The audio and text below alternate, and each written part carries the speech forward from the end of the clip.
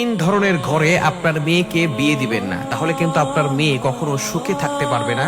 আপনার মেয়ের জীবনে মুসিবত চলে আসবে, বিপদ চলে আসবে। এটা আমার কথা নয়। হযরতে আলী রাদিয়াল্লাহু তাআলা আনহুর কাছে এক ধনী ব্যক্তি এসে তার মেয়ের সম্পর্কে জিজ্ঞেস করেছে, হে আলী, কোন ঘরে আমার মেয়েকে বিয়ে দিলে আমার মেয়েটা শান্তিতে থাকতে পারবে? হযরত আলী রাদিয়াল্লাহু তাআলা আনহু তখন তাকে সতর্কবার্তা দিয়েছেন এবং বলে দিয়েছেন, এই তিন ধরনের ঘরে তোমার মেয়েকে কখনো বিয়ে দিবে না, তাহলে কিন্তু তোমার মেয়ে কখনো শান্তিতে থাকতে পারবে না। এক নাম্বার হচ্ছে, যেই ঘরের সব সিদ্ধান্ত নারীদের উপরে, অর্থাৎ নারীরা যেটা বলে সেটাই শোনে, ওই ঘরে কখনো আপনার মেয়েকে বিয়ে দিবেন না। যেই ঘরের ভিতরে নারীদের কর্তৃত্ব থাকে, নারীদের সব দায়িত্ব থাকে, সেই ঘরে বিয়ে দিবেন না। কেননা পুরুষদেরকে আল্লাহ পাক রব্বুল আলামিন কর্তৃত্ব দিয়েছেন। যেই ঘরের কর্তৃত্বটা নারীরা নিয়ে নিবে, সব কথা নারীদের কথা অনুযায়ী সেই ঘর চলবে, সেই ঘরের ভিতরে একটু সমস্যা থাকবেই।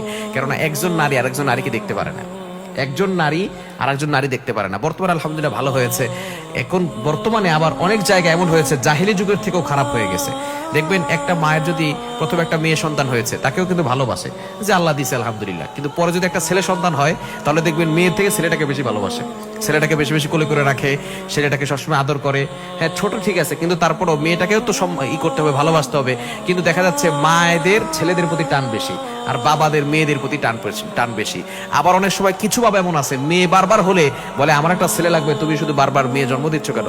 যেখানে একজন মা তার একটা ছেলে সন্তান এবং একটা মেয়ে সন্তান হলে সেই মাটা ছেলে সন্তানকে বেশি ভালোবাসে, মেয়ে সন্তানকে কম ভালোবাসে। এই মাই যদি এখানে বৈষম্য তৈরি করে, সেই মেয়েটা যখন অন্য ঘরে যাবে, সেই ঘরে কিভাবে সেখানে সম্মান পাবে বলেন? এর জন্য অবশ্যই যেই ঘরের ভিতরে নারীদের কর্তৃত্ব বেশি, নারীরা সব সিদ্ধান্ত নেয়, ওই ঘরে কখনো আপনার মেয়েকে বিয়ে দিবেন না। দ্বিতীয় নাম্বার হচ্ছে, যেই ঘরে নারীদেরকে কোনো সম্মান করা হয় না, নারীদেরকে রেসপেক্ট করা হয় না। কিছু কিছু সংসার এমন রয়েছে, কিছু কিছু পরিবার এমন রয়েছে যেখানে নারীদেরকে কোনো সম্মানই দেওয়া হয় না।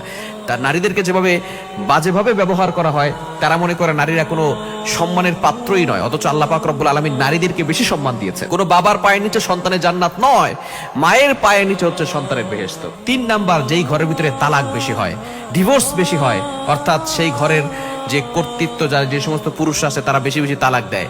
ছেলের ভাই, ছেলের চাচা, ছেলের বাবা এক একজন মহিলাকে বারবার তালাক দেয়।